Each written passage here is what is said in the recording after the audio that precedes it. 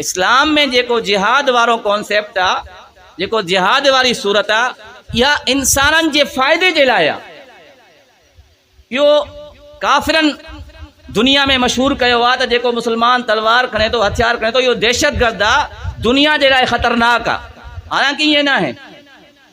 इस्लाम जॾहिं तलवार खई आहे त इहो पूरी उम्मत जे फ़ाइदे जे लाइ। छो दुनिया में चंद माण्हू हूंदा आहिनि जेके दुनिया जे अंदरि फ़साद फैलाईंदा आहिनि, फितनो फैलाईंदा आहिनि। जीअं यहूदी आहिनि, सॼी दुनिया में कामल कंहिंसां जहिड़ो, कामल कंहिंसां जहिड़ो। उन चंद माण्हुनि खे क़तल करे पूरी इंसानियत में अमुन आणण जी कोशिश कई वेंदी आहे। इनखे जिहाद चइबो आहे। जिहाद फ़साद जो नालो न आहे कंहिंसां विढ़ंदा वठूं। जिहाद वायरस के ख़त्म करण जो नालो आहे। जिहाद बीमारी के ख़त्म करण जो नालो आहे। जिहाद चंद ग़लीज़ माण्हुनि खे क़तल करे पूरी इंसानियत के फ़ाइदे ॾियण जो नालो आहे।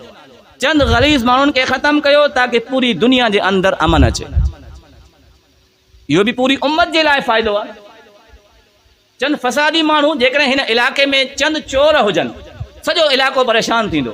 कामल कंहिंजे घर चोरी, कामल कंहिंजे घर चोरी।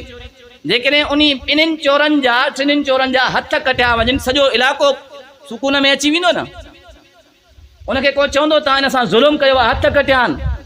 ज़ुल्म न आहे, पूरे इलाइक़े खे सुकून ऐं राहत ॾियण जे लाइ इन चंद शरीर माण्हुनि जे हथनि खे कटियो वियो आहे। जिहाद जी सूरत बि इहा ई आहे।